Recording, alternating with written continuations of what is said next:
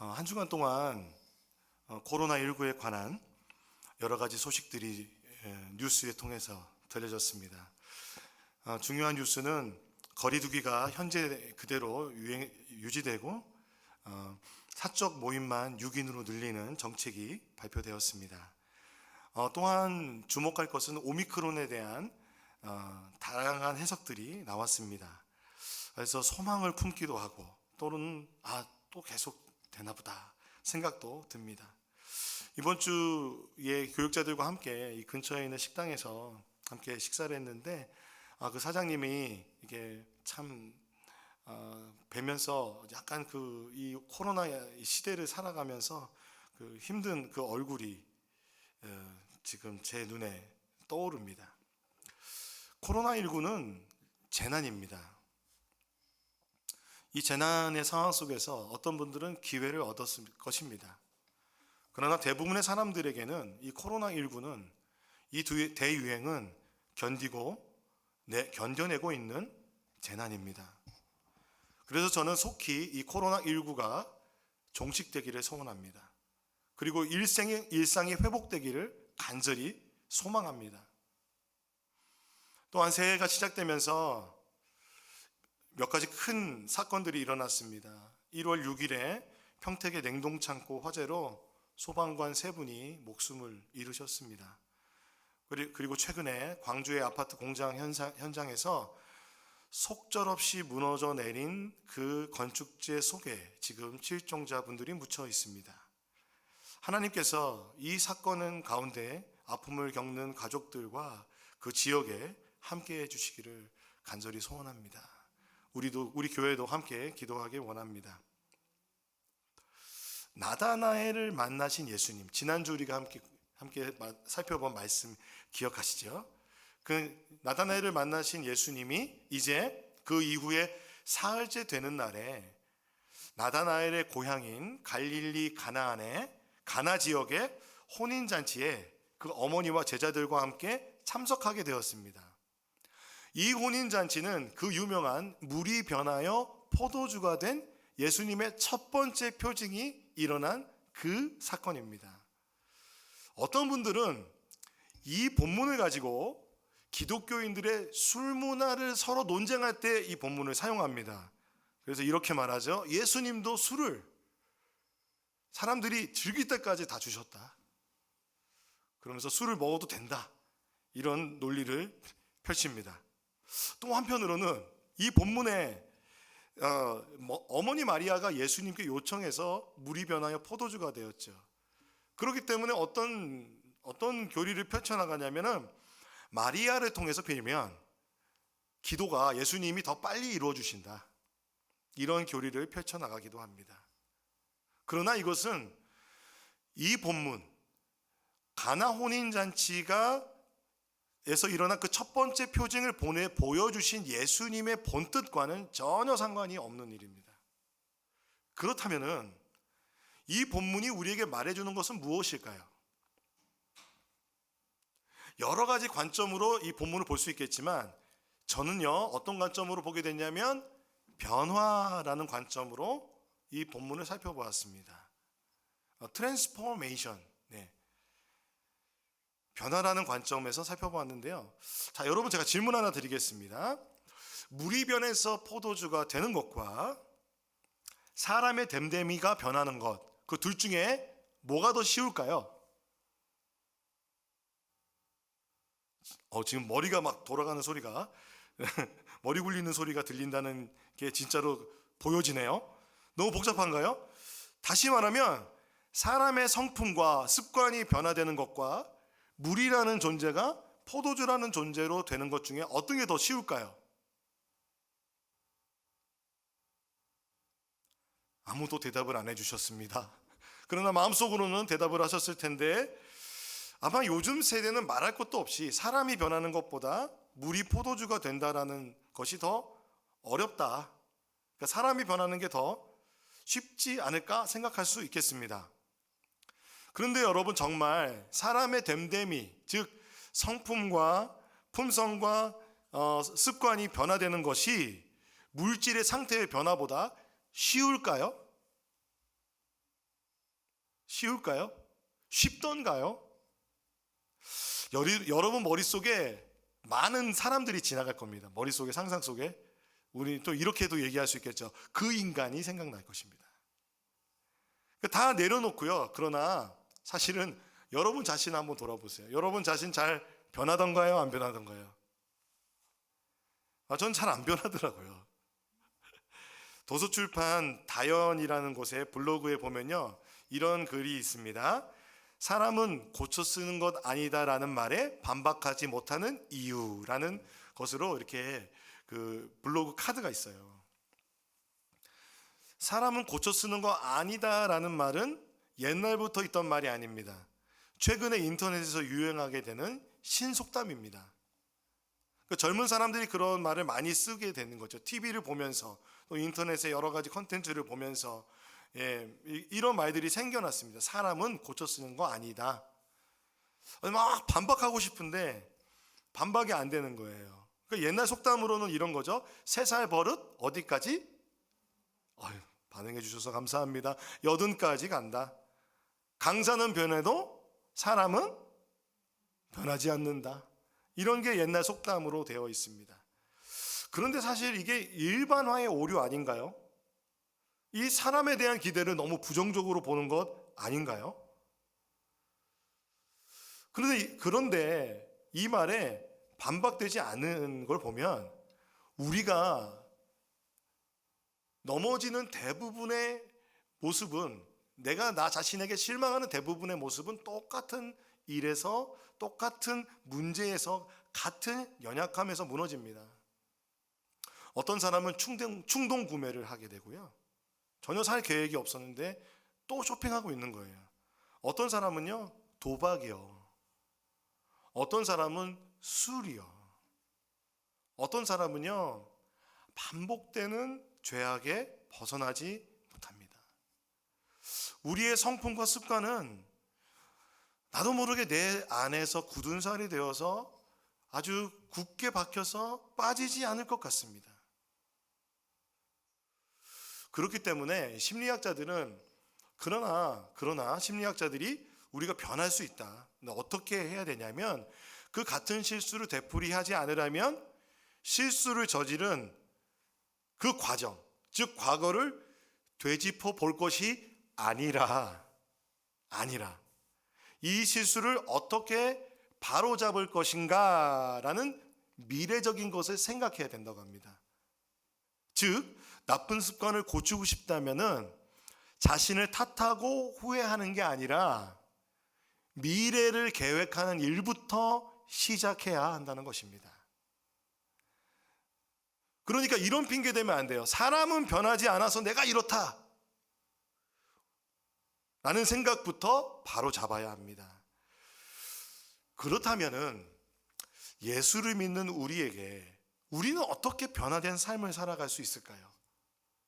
예수님을 닮아가는 삶, 성화된 삶을 살고 싶은데 어떻게 살아가야 될까요? 이 질문에 대해서 예수님은 첫 번째 표징인 물이 변하여 포도주가 된 사건을 통해서 우리에게 말씀하십니다.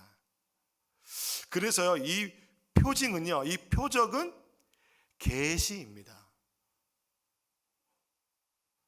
표적은요, 초자연적인 사건이에요. 그런데 이것이 겉으로 보기에는 기적과 같지만 내용으로 들어가 보면은 그 안에 있는 내용이 전혀 다릅니다. 기적은요, 사람들이 신기해합니다. 놀라웁니다. 그러나 그 기적은 경이롭고 능력 있고 기이한 사건이지만 그 자체가 어떤 변화를 주거나 그 신앙의 도구가 되지 않는 경우가 많습니다.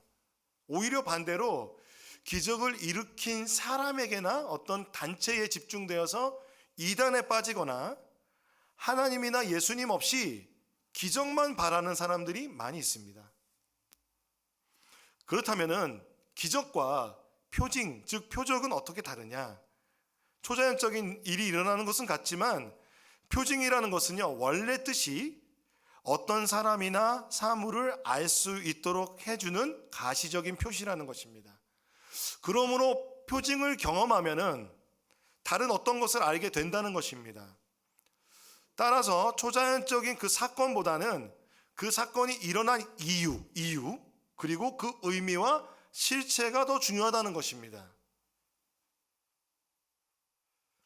제가 일부 예배 때는 말씀 안 드렸지만 일부 예배 때 저희 어머니가 계셔서 말씀 안 드렸는데, 저희 어머니가 뇌출혈로 쓰러지셨다가 예수님을 믿으면서 회복되셔서 치유되셔서 완치되셨어요. 그러면 이 완치된 사건은 사실 의사도 놀란 초자연적인 사건입니다. 그러나 그것이 가진 의미는 말씀을 드러낸 것이었습니다. 왜냐하면 그때 저희 어머니가 받았던 그 말씀 카드가 있었어요. 핸드폰 줄에 걸어드렸는데, 영접하는 자 곧 그 이름을 믿는 자마다 하나님의 자녀가 되는 권세를 주셨으니, 이 말씀이 드러났습니다. 그리고 그 자리에 많은 어머니의 친구들과 저희 가족 5가족이 다 함께 있었습니다. 저희에게 어머니가 예수를 믿는 것은 기적이었습니다. 표징이었습니다. 정말 저는 그때 생각하면 지금도 꿈 같습니다. 그래서요, 요한복음은요, 이 표징을 통해서 예수님을 드러냅니다. 이 표징의 목적이 뭐냐면 요한복음 20장 30절에서 31절 말씀 같이 한번 읽어보겠습니다. 시작. 예수께서는 제자들 앞에서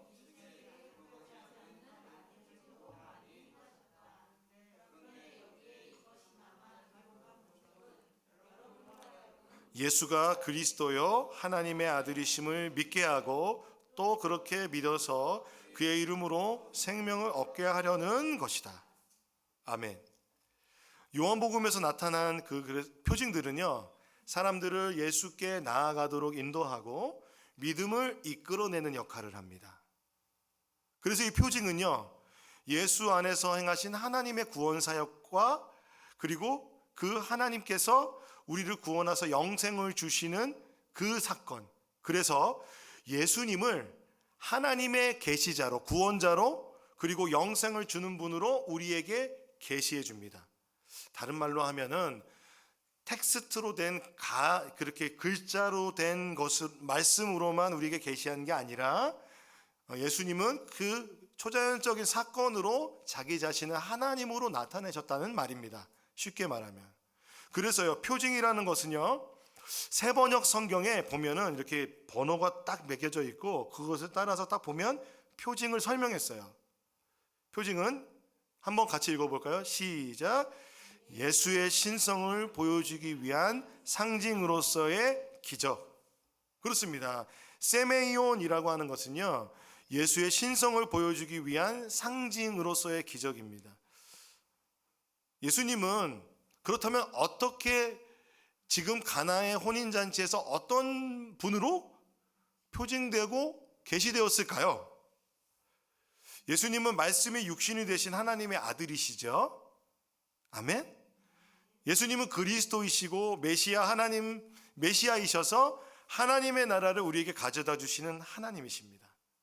특별히 요한복음에는 태초에 말씀이 계시니라, 즉 태초부터 계셨던 예수님을 말하고 있습니다.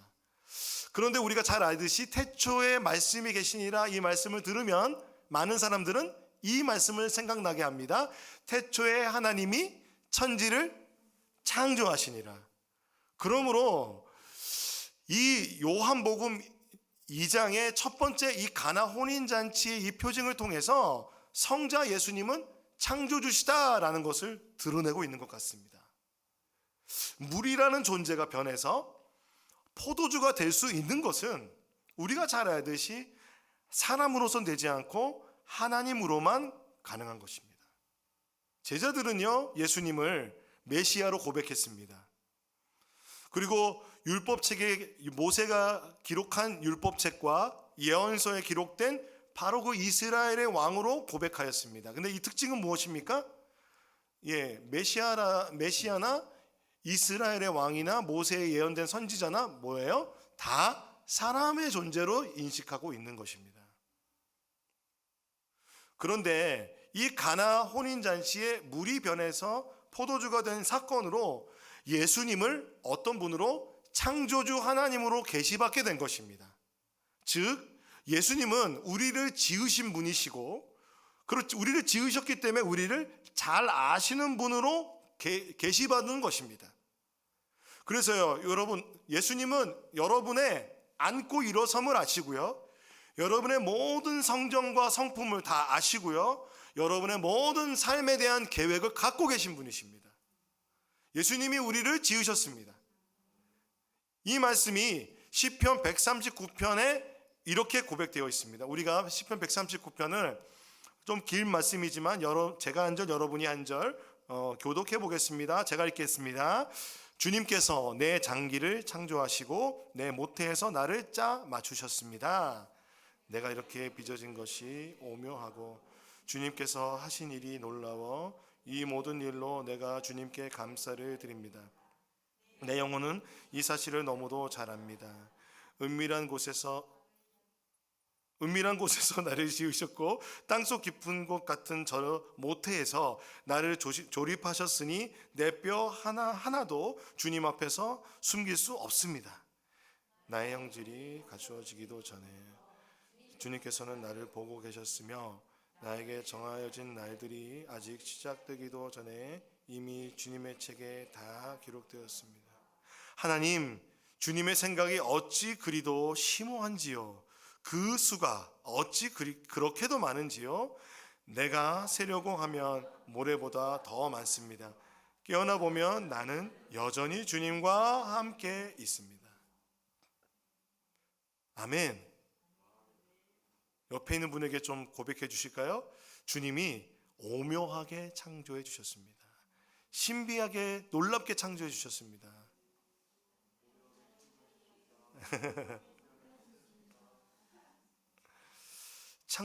창조주 되신 예수님이 물을 포도주로 만드셨다면 우리를 지으신 하나님이신 예수님은 우리를 변화시킬 수 있는 하나님이십니다.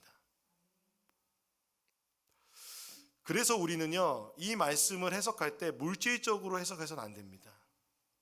단순히 우리의 필요를 채우시는 하나님으로만 해석하지 않아야 합니다. 내 삶에 떨어진 포도주를 채우시는 하나님으로 생각할 수 있습니다. 왜냐하면 가나 혼인잔치에 포도주가 떨어졌으니까요. 그것을 채우시는 것은 가나 혼인잔치의 필요를 채우신 것으로 우리가 볼 수 있기 때문에 그렇습니다. 당시의 혼인잔치는 일주일 동안 진행이 되는데요, 이 혼인잔치가 일주일 동안 진행이 되려면 어떻게 해야 되겠습니까? 계속 먹을 것이 준비되어야 되는데 그 중에서 제일 중요한 게 포도주였습니다. 이 포도주가 떨어진다는 것은요, 잔치의 흥이 사라졌다는 겁니다. 이 잔치의 기쁨이 사라졌다는 것이고요, 그리고 이 포도주가 떨어졌다는 것은 이 잔치를 잘 준비하지 못했다는 것이기 때문에 잔치를 준비한 신랑은 체면이 깎이고 당황스러운 상황이 되는 것입니다. 예수님께서 이러한 흥을 계속 돋우어 주시기 위해 물을 포도주로 만들어 주신 것일까요? 그런 의미도 있겠지만 우리가 살펴본 것처럼 가장 먼저는 예수님이 창조주이심을 드러낸 것입니다. 두 번째는 이 물로 포도주로 만드신 예수님은 새 시대에 하나님의 나라를 열어주셨습니다. 그 메시아로서 우리에게 계시되는 것입니다. 이 혼인잔치가 열린 집에는요, 뭐가 있었어요?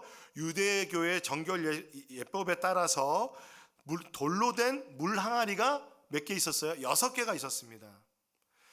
근데 이 물 항아리는요, 정결예법에 따라서 물 2-3동이가 들어가는 거예요.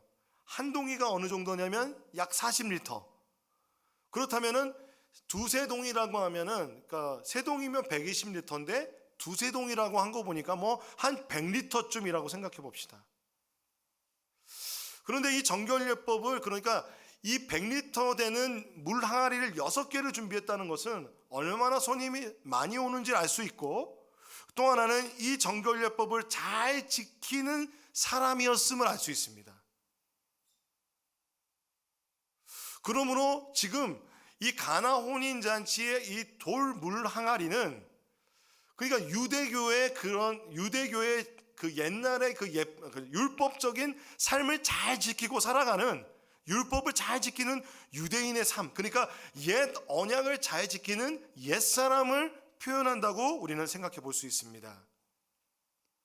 그런데 예수님께서 하인들에게 첫 번째 하신 명령이 무엇이었냐면 이 돌 항아리에 물을 가득 채우라 였습니다.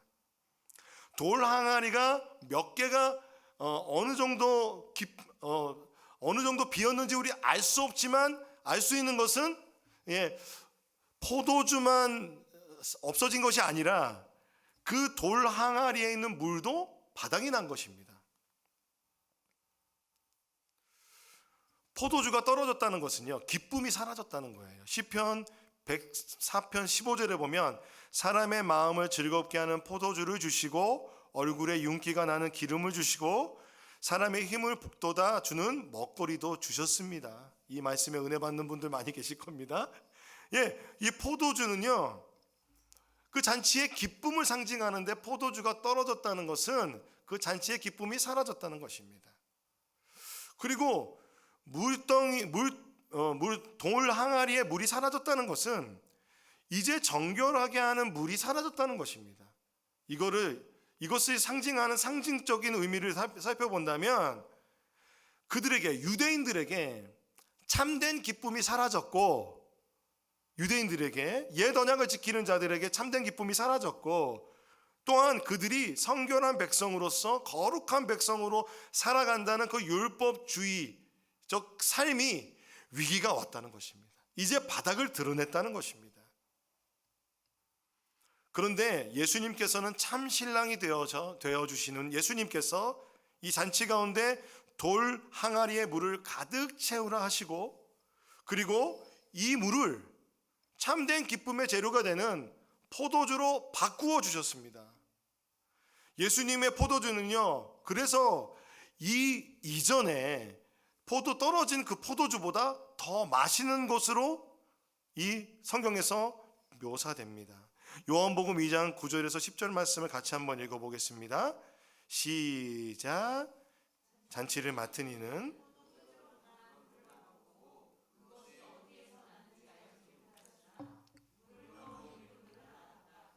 그래서 잔치를 맡은 이는 신랑을 불러서 그에게 말하기를 누구든지 먼저 좋은 포도주를 내놓고 손님들이 취한 뒤에 덜 좋은 것을 내놓는데 그대는 이렇게 좋은 포도주를 지금까지 남겨두었거려.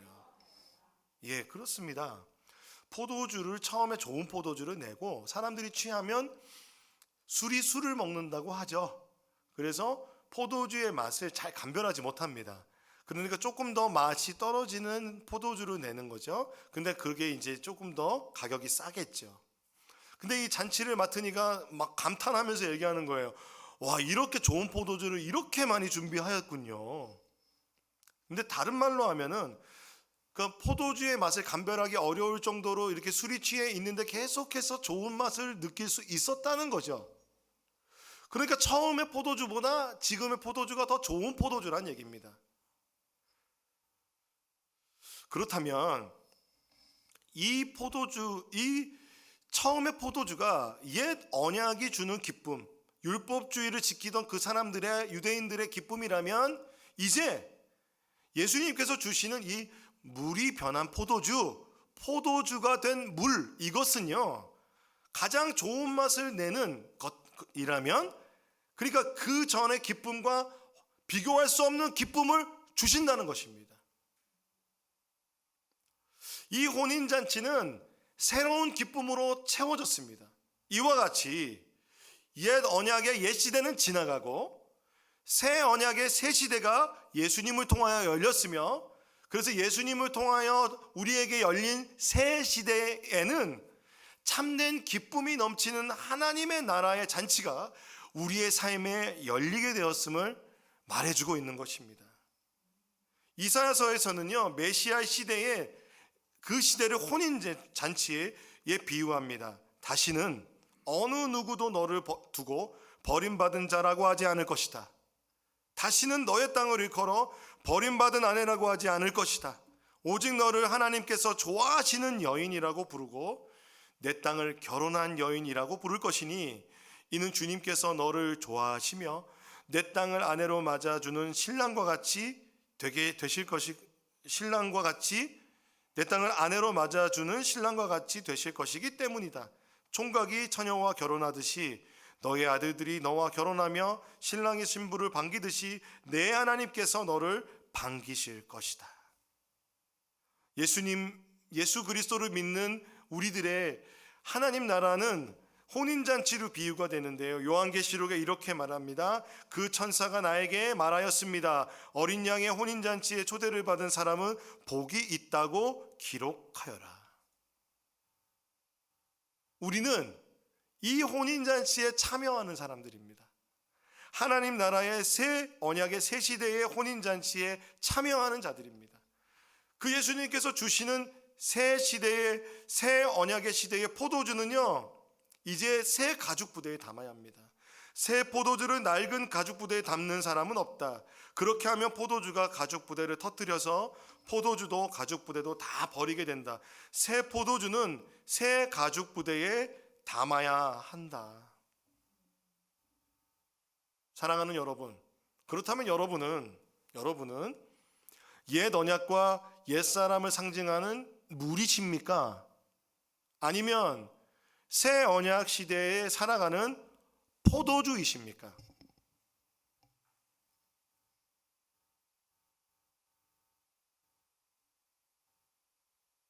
우리는 새 언약 시대의 포도주인 줄로 믿습니다.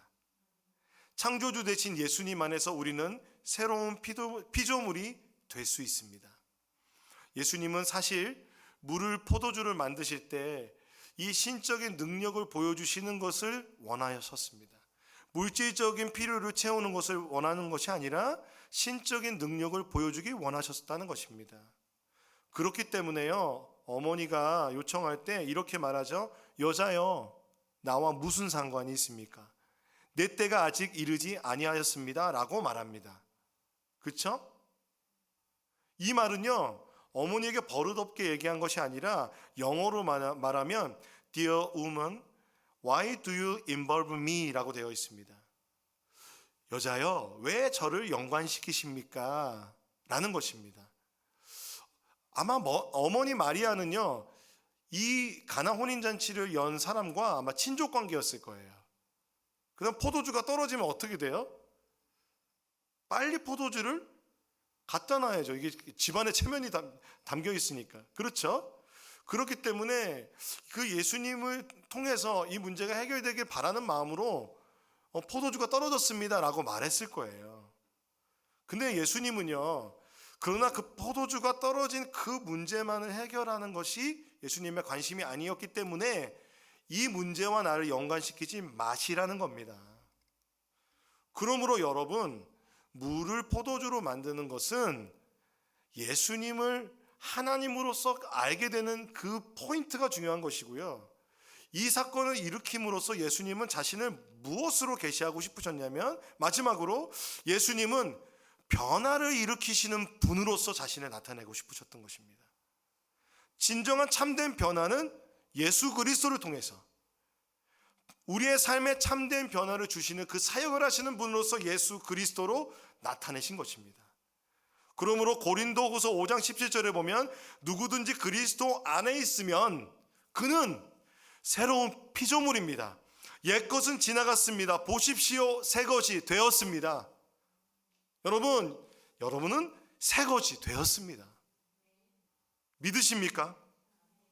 그러므로 여러분, 새 피조물이 된 것을 믿으신다면 이제 종교적인 신앙생활을 내려놓고 내 삶에 닥쳐진 문제, 그 물질적인 문제든 정서적인 문제든 그 모든 문제를 내려놓고 나를 새 피조물로 새롭게 창조해 주신 예수 그리스도를 믿어야 합니다. 믿음이 중요합니다. 우리가 요한복음을 볼 때 믿음의 관점으로 요한복음을 볼 필요가 있습니다. 왜냐하면 98번이나 믿음이란 단어가 나옵니다. 98번이나 나와요. 그리고 이 단어는요, 명사가 아니라, 고정된 명사가 아니라 동사로 나타납니다. 요한은요, 이렇게 하고 싶었던 거예요.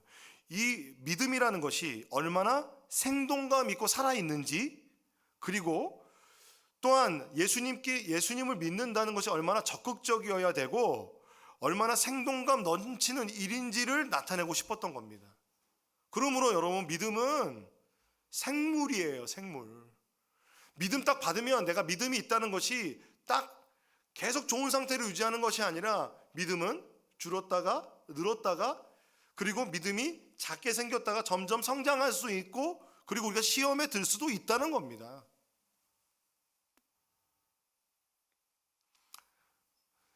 예수님의 제자로 부름받은 그들 있잖아요. 안드레, 그리고 시몬, 나다나엘. 그들은 예수님을 메시아, 그러니까 이스라엘의 왕이라는 관점 이상을 바라보지 못하였습니다.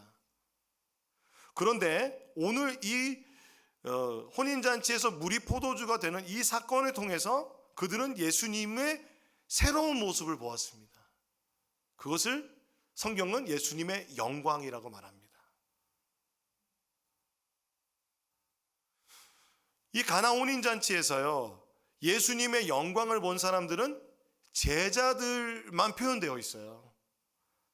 자세히 보세요. 살펴보면 마리아나 하인이나 그 사건들을 경험한 사람들 다 있지만, 이 마지막에 결국은 11절에 이 가나 혼인잔치를 경험하면서 이 표징이 누구를 위한 것이었냐면 바로 제자들을 위한 것임을 알 수 있습니다. 그 전에 지난주에 나다나엘에게 뭐라 그랬냐면, 예수님이 네가 무화과 나무에서 나를 보았다 함으로 믿느냐, 너를 보았다 함으로 믿느냐, 내가 더 큰 일도 보리라.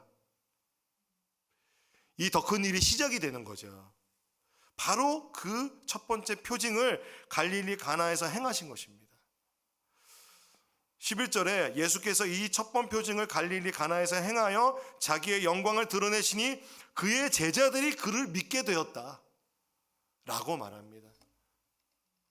그 전엔 안 믿었나요? 아니요, 그들의 믿음이 성장하였습니다. 하나님으로, 그리고 내 삶을 변화시켜 줄 수 있는 유일한 분으로 예수 그리스도를 알게 된 것입니다. 여러분, 2022년이 시작되었습니다. 2021년과 똑같은 한 해가 아니라 우리는 새로운 한 해를 기대합니다. 우리는 우리의 믿음이 성장하기를 원합니다. 우리의 삶이 새롭게 되기를 원합니다. 우리의 새로운 꿈과 기대가 생기기를 원합니다.